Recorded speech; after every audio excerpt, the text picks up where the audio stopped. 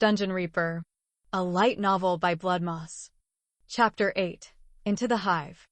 The air in the upper caverns was thick with the acrid scent of crushed ant carcasses and the faint metallic tang of sweat and blood. Cain leaned against the jagged wall, his chest heaving as he tried to catch his breath.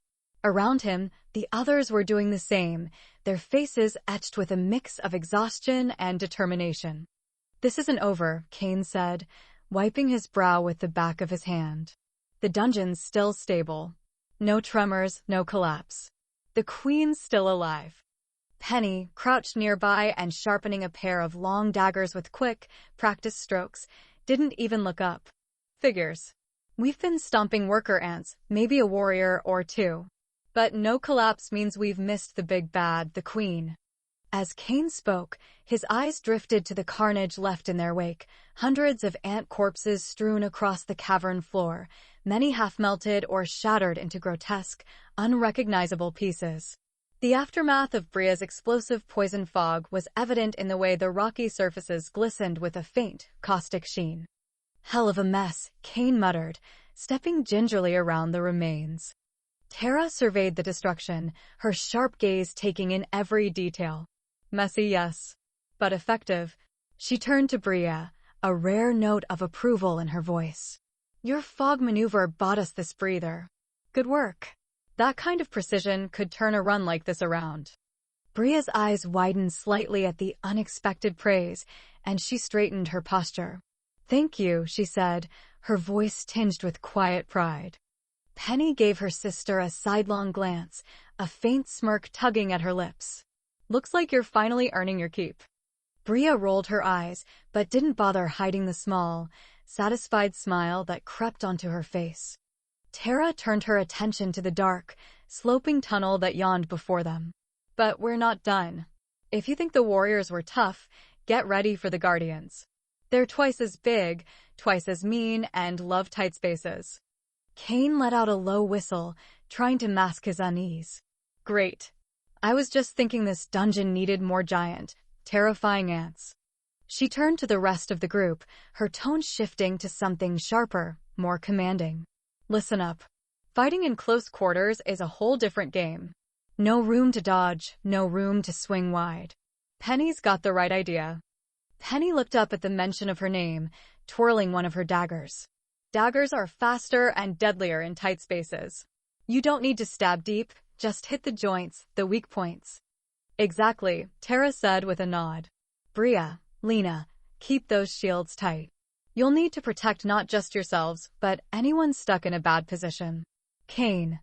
Yeah, Cain interrupted, his lips curling into a faint grin. "No flailing around like I'm trying to swat flies. I'll keep it precise." She turned to him, her expression sharp. "No. You're not experienced enough for this yet, and all you have is that sword. You'll be best used holding a torch so we can all see what's going on. It'll be difficult enough as it is, add blind to it, and we could all go down." Cain opened his mouth to protest, but Tara cut him off. "Use your chains when you can, but otherwise, stay back and hold the torch high. That's an order." The group exchanged tight nods, the weight of the next phase settling over them. The tunnel loomed ahead, its shadowed maw beckoning like a predator. "All right," Tara said, drawing her blades. "Let's move. Watch your footing and stay sharp." As they descended into the darkness, Cain felt the cool, damp air close around them like a vice. His grip tightened on the torch in his hand. He felt naked and defenseless, but he was also well aware that someone had to do it, and he was the best one for the job. No room for mistakes, he muttered to himself, more a prayer than a promise. The tunnel sloped steeply, forcing the group into a single file line. The air grew heavier as they descended, thick with the scent of earth and something faintly sweet, almost sickly. Penny stopped abruptly, holding up a hand. "Give me a moment," she said, closing her eyes. Her daggers hung loosely at her sides as she stilled, her breathing evening out into a steady rhythm. Cain watched, confused, but before he could ask what she was doing, a wave of warmth swept over him. It wasn't physical, exactly, it was something deeper, a shift in his chest and mind.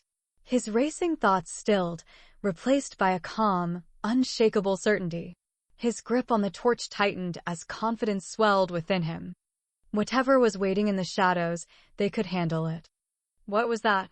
Cain asked, glancing around at the others. Lena smiled, her shield shifting slightly as she adjusted her stance. That was Penny. And that's only one of the reasons we'd follow her anywhere. She calls it inspiration, Bria added, her tone light but reverent. I call it the best edge you can ask for in a fight. Penny opened her eyes, her sharp gaze scanning the path ahead. Let's move, she said, her voice steady and commanding. Stay close. We've got this. The cavern walls pulsed faintly, almost imperceptibly, as though the dungeon itself were alive and breathing. Tiny rivulets of moisture trickled down the jagged stone, catching the torchlight and creating eerie, shifting patterns. Ants always nest in layers, Tara explained from behind Penny, her voice carrying easily in the tight space. Their colonies spiral downward, leading to key chambers. The queen's lair is always at the heart, surrounded by her strongest guardians. The egg nursery will be nearby. It's instinctual, a hierarchy that's as perfect as it is brutal. Ahead, a faint chittering sound echoed through the tunnel, growing louder with each passing moment. The first ant emerged from the gloom, a hulking warrior, its carapace gleaming black and mandibles snapping menacingly. Contact, Penny announced, her tone calm but firm. Formation now. Bria and Lena surged forward, their shields locking together seamlessly as the ant lunged.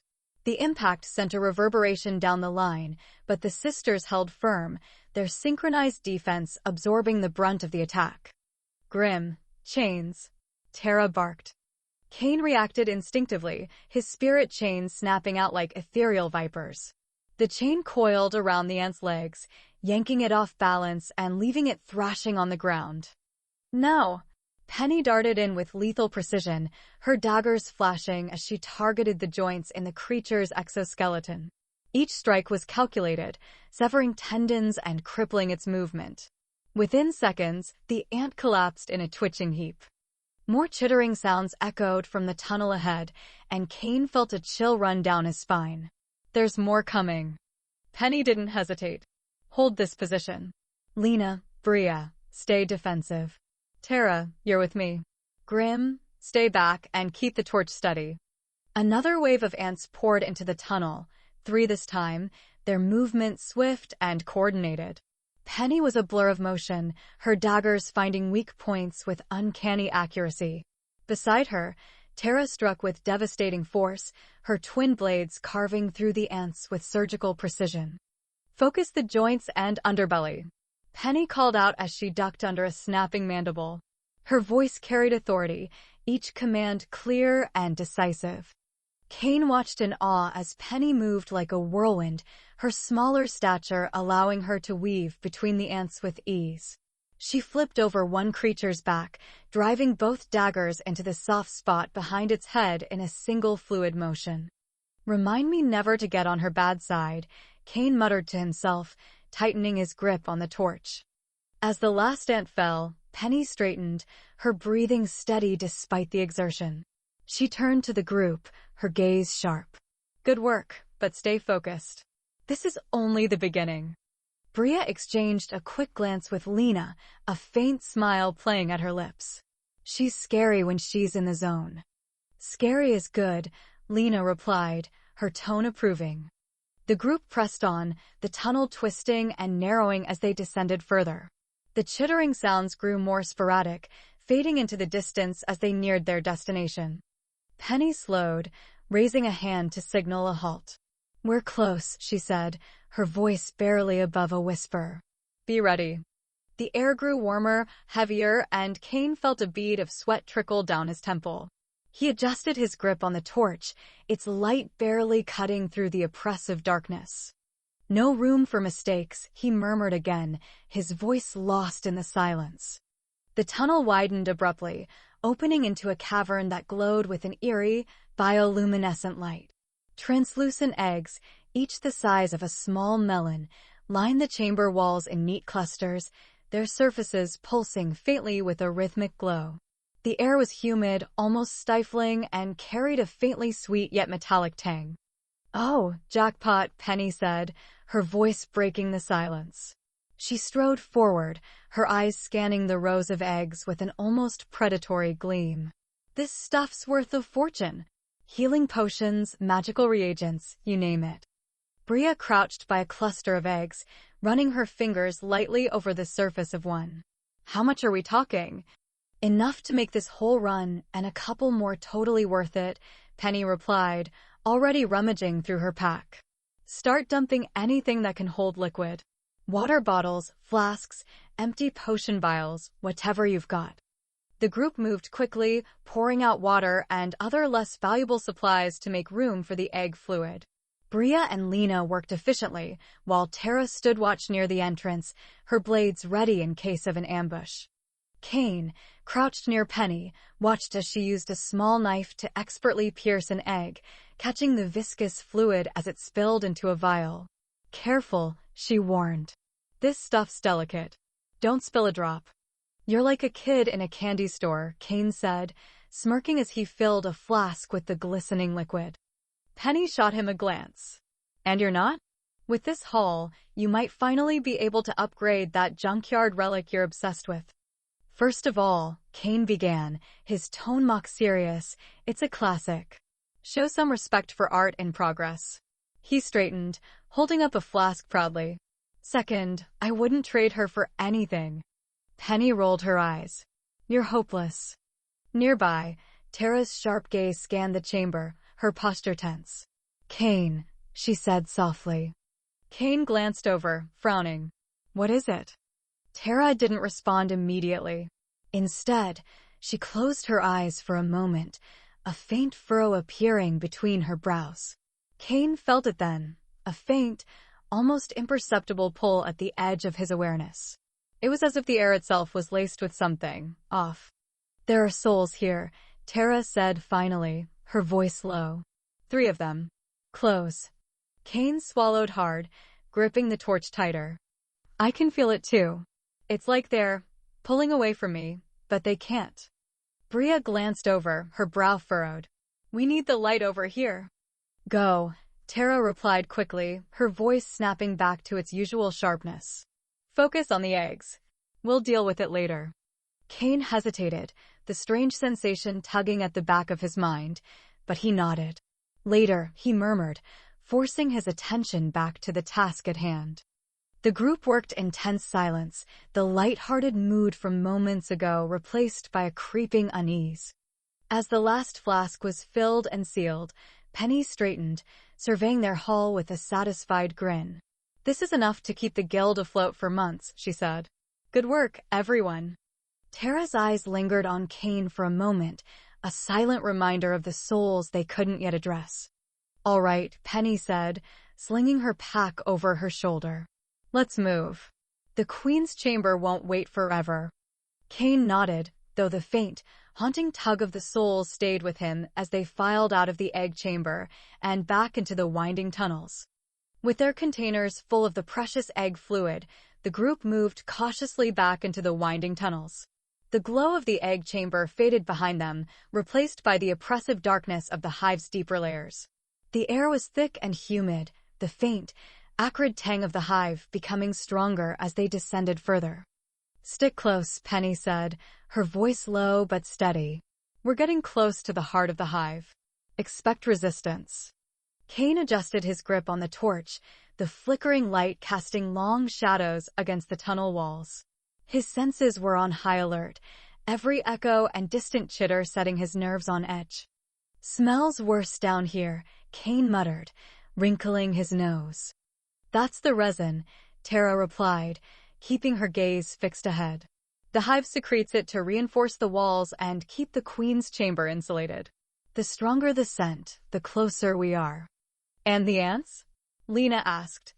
"They'll be stronger too," Tara said grimly. The group moved in tense silence, their steps careful and deliberate. The hum of the hive grew louder, a low, resonant vibration that seemed to seep into Cain's chest. He glanced around at the others. Penny's daggers were drawn, her posture relaxed but alert. Lena and Bria held their shields at the ready, their synchronized movements steady and disciplined. Tara's twin blades glinted faintly in the torchlight, and her sharp eyes scanned the path ahead. As they rounded a corner, the tunnel began to widen, and the walls took on a slick, resinous sheen. The faint clicking of mandibles echoed from deeper within, growing louder with each step. Penny paused, raising a hand to halt the group. "This is it," she whispered. "The Queen's chamber is just ahead. Get ready." Cain felt it again, the strange, tugging sensation at the edge of his mind. It was faint but persistent, a presence trying to stay just out of reach. "Tara," he said quietly, his grip tightening on the torch. "I know," she replied without looking at him. "Later. Focus on the Queen for now." The group pressed forward, the clicking sounds becoming a deafening chorus as they reached the edge of the chamber.